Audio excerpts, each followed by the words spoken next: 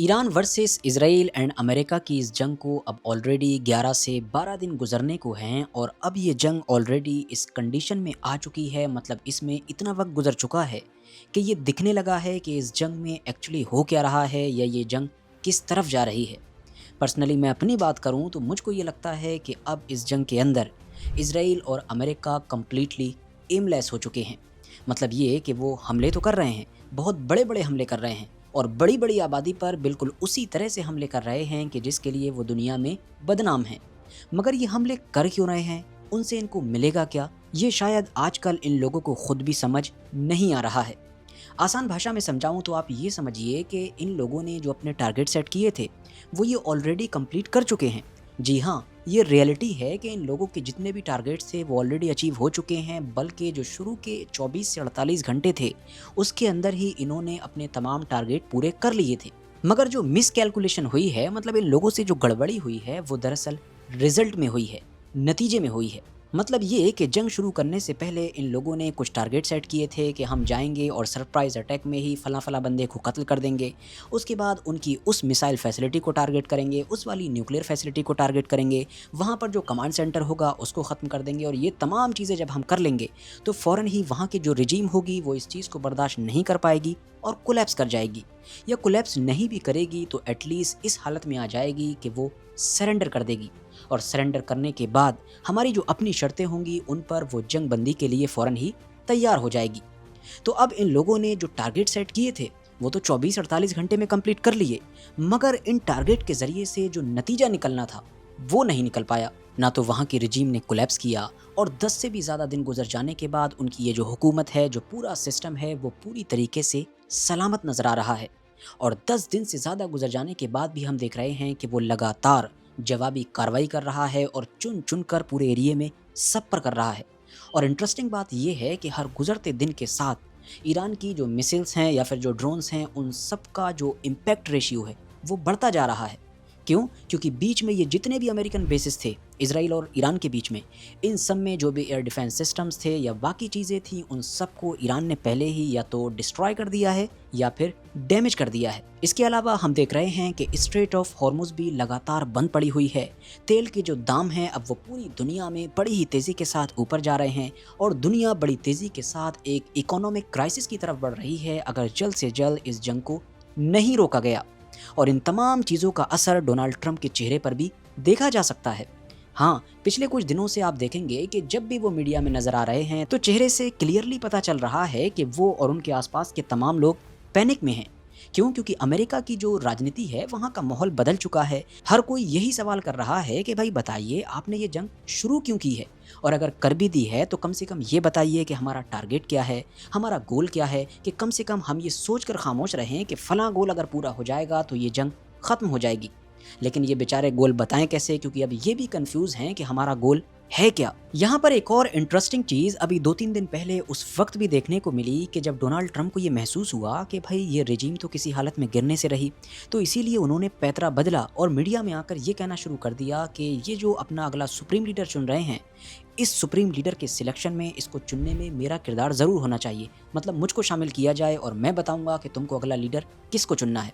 इतना ही नहीं, Donald Trump ने यह भी कहा था कि मुझको रिपोर्ट मिल रही है कि अली खामनाई के जो बेटे हैं मुश्तबा खामनाई, उनको चुना जा रहा है। तो जान लो कि मेरे लिए वो जो इंसान है, मतलब कि मुश्तबा खामनाई, वो अनएक्सेप्टेबल है। मगर हैरानी की बात यह है कि ईरानियन हुकूमत ने 1-2 दिन के अंदर ही जानबूझकर उन्हीं मुश्तबा खामनाई को ही अपना सुप्रीम लीडर चुन लिया है। मतलब हम ये कह सकते हैं कि ईरान की तरफ से ये डोनाल्ड ट्रंप को एक और करारा जवाब था, या क्लियरली ये इशारा था कि हम किसी भी सूरत में अभी भी झुकने के लिए तैयार नहीं हैं और ये जंग भी बंद करने के मूड में नहीं है। तो साथियों, जब ये जंग इस कंडीशन में आ चुकी है, इस हालत में आ चुकी है, और इस हालत में आने की वजह से इजराइल, अमेरिका और मेनली अमेरिका के ही अंदर एक पैनिक और कन्फ्यूज़न वाला माहौल दिखाई दे रहा है, तो इसी कन्फ्यूज़न के बीच में हम देखते हैं कि अचानक से पिछले कुछ घंटों से मीडिया, सोशल मीडिया और मेनली सोशल मीडिया पर भी जो ट्विटर प्लेटफॉर्म है, वहाँ पर ईरान का एक जजीरा, एक आइलैंड, या अगर हिंदी में कहूँ तो एक टापू हद से ज़्यादा चर्चाओं में आ चुका है। इस टापू का नाम है खार्क। अब स्क्रीन पर आप देख सकते हैं कि ये दुनिया के नक्शे में कहाँ पर मौजूद है, और ख़ास बात ये है कि जहाँ एक तरफ ईरान के लिए ये टापू बहुत ज़्यादा कीमती समझा जाता है, अहम समझा जाता है, तो वहीं दूसरी तरफ ये ईरान की उतनी ही बड़ी कमजोरी भी समझा जाता है। अब ऐसा क्यों है, ये जब हम आगे की बात करेंगे तो आप आसानी के साथ समझ सकेंगे। सबसे पहले बात करें इस बारे में कि आखिर ये ईरान के लिए इतना ज़्यादा कीमती क्यों समझा जाता है, तो उसकी वजह ये है कि ईरान जैसा देश कि जिसकी इकोनॉमी तेल पर डिपेंड है, तो ईरान का जो तमाम तेल है उसका 90% हिस्सा इसी टापू से दुनिया के अंदर एक्सपोर्ट किया जाता है। यहाँ पर याद रखें कि यहाँ से एक्सपोर्ट किया जाता है, इसका मतलब ये हरगिज़ नहीं है कि ईरान का जितना भी तेल है वो 90% इस टापू की ज़मीन पर है। ऐसा नहीं है। बहुत सारे लोग इसी गलतफहमी का शिकार रहते हैं या उनको कुछ लोगों की तरफ से गलत बता दिया जाता है। तो यहाँ पर इस चीज़ को क्लियर रखें कि ईरान का जो तेल है वो ज़्यादातर है वहीं पर जो उसकी मेनलैंड है, मगर जो एक्सपोर्ट किया जाता है मतलब पाइपलाइन के ज़रिए से मेनलैंड से पहले इस टापू पर लाया जाता है और यहाँ पर एक्सपोर्ट करने की तमाम फैसिलिटीज़ मौजूद हैं और फिर यहीं से ही फिर वो बड़े बड़े जो कंटेनर या शिप्स वगैरह होते हैं उन पर लोड किया जाता है और फिर यहाँ से दुनिया में एक्सपोर्ट किया जाता है। अब ये तो वो चीज़ हो गई कि जो इस टापू को ईरान के लिए सबसे अहम बनाती है, मगर जो कमज़ोरी है वो ये है कि इतना ज़्यादा कीमती होने के बावजूद भी ये टापू ईरान की जो मेन ज़मीन है उससे काफ़ी दूर मौजूद है, कई किलोमीटर के फासले पर है और बीच में हम जानते हैं समुद्र मौजूद है। और ऊपर से ये जो पूरा टापू है ये काफ़ी फ्लैट है, मतलब कोई पहाड़ वगैरह या इस तरह की चीज़ नहीं है, जिसकी वजह से आसानी के साथ सैटेलाइट के ज़रिए से सब कुछ देखा जा सकता है, पूरी तरीके से नज़र रखी जा सकती है। और अगर आपका दुश्मन यहाँ पर कब्ज़ा करना चाहे और वो भी ऐसा दुश्मन हो कि जो आपसे बहुत ताकतवर है, तो शायद वो आसानी के साथ यहाँ पर कब्ज़ा कर भी सकता है। और शायद यही वजह है कि पिछले 2-3 दिन से ये देखा जा रहा है कि सोशल मीडिया के ऊपर ये खबरें वायरल होनी शुरू हो भी गई हैं कि जो डोनाल्ड ट्रंप के आसपास के लोग हैं, फ़ौज से जुड़े हुए या फिर ये इज़राइल के करीबी लोग, ये तमाम लोग डोनाल्ड ट्रंप को ये मशवरा दे रहे हैं कि हम इस प्लान पर काम कर सकते हैं क्योंकि हमको इस जंग से बाहर निकलने का कोई रास्ता नहीं दिख रहा है, कोई फेस सेविंग नहीं है, कोई भी ऐसी चीज़ नहीं है कि जिसको हम दिखाएं लोगों को कि हमने ये अचीव किया है और फिर विक्ट्री का ऐलान कर दें। तो क्यों ना ऐसे मुश्किल हालात में हम ये करें कि इस टापू पर ही कब्ज़ा कर लें कि जो ईरान के लिए इतना ज़्यादा अहम है और जिस पर शायद आसानी के साथ कब्ज़ा हो भी सकता है, और फिर इसको एक बड़ा अचीवमेंट दिखाकर हम फ़ौरन ही अपनी विक्ट्री का ऐलान कर देंगे, मतलब सीज़ फायर कर लेंगे और जंग को बंद कर देंगे। और इस तरह से हम लोगों को न सिर्फ एक फेस सेविंग मिलेगी बल्कि लॉन्ग टर्म में देखा जाए तो ईरान की जो रिजीम है वो इसकी वजह से कमज़ोर भी पड़ सकती है। अब साथियों, अगर अमेरिका के लिहाज से देखा जाए तो वाकई ये बहुत ज़बरदस्त प्लान है और मुमकिन है कि शायद अंदर ही अंदर वो इस प्लान पर काम कर भी रहे हों। और इसीलिए हम देखते हैं कि जहाँ कहीं भी मीडिया में इस चीज़ को डिस्कस किया जा रहा है वहाँ पर वो तरीके भी बताए जा रहे हैं कि जिनका इस्तेमाल करके अमेरिका आसानी के साथ इस टापू पर कब्ज़ा कर सकता है।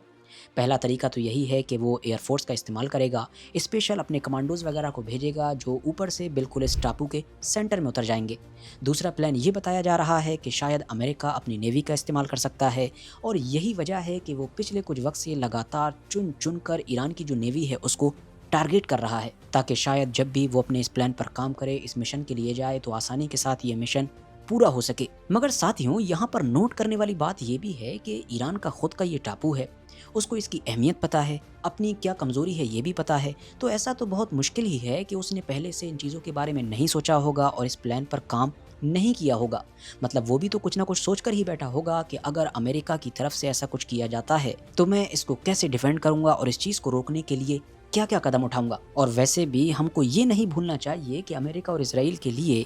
इस टापू पर कब्जा करने के लिए जाना इतना बड़ा रिस्क नहीं है जितना बड़ा रिस्क यहाँ पर कब्जा करके बैठना है। क्यों? क्योंकि अगर एक बार अमेरिका ने यहाँ पर कब्जा किया और उसकी फ़ौज यहाँ पर आकर बैठ गई तो उसकी फ़ौज को भी उन्हीं तमाम परेशानियों, उन्हीं तमाम कमज़ोरियों का सामना करना पड़ेगा कि जिसका ईरान करता है। सीधी सी बात है, जैसा कि हमने पहले ही जाना कि ये ईरान से कटा हुआ ज़रूर है मगर जो उसकी मेनलैंड है उसके बिल्कुल करीब में है, मतलब कुछ किलोमीटर का फासला है। तो इसीलिए एक बार अगर यहाँ पर अमेरिकन फ़ौजी आ जाएंगे तो बड़ी ही आसानी के साथ ईरान उनको अपनी मिसाइल से, अपने ड्रोन से या बाकी चीज़ों से टारगेट कर सकेगा। और जैसा कि हमने पहले ये भी बताया कि ये ज़मीन फ्लैट है और आजकल हम ये देख रहे हैं कि लगातार इन्फॉर्मेशन के मामले में ईरान की कोई मदद कर रहा है। अब वो रशिया हो सकता है, चाइना हो सकता है, कोई भी हो सकता है, लेकिन मदद की जा रही है। तो वही जो उसका साथी होगा वो यहाँ पर भी मदद करेगा। सैटेलाइट से क्लियरली देखा जा सकेगा कि अमेरिका के जो फौजी यहाँ पर रुके हुए हैं उनका पूरा डिफेंस का जो सेटअप है वो क्या है, कहाँ पर वो बैठे हुए हैं, कहाँ पर उन्होंने हथियार लगाए हैं, कौन से हथियार हैं, क्या कर रहे हैं।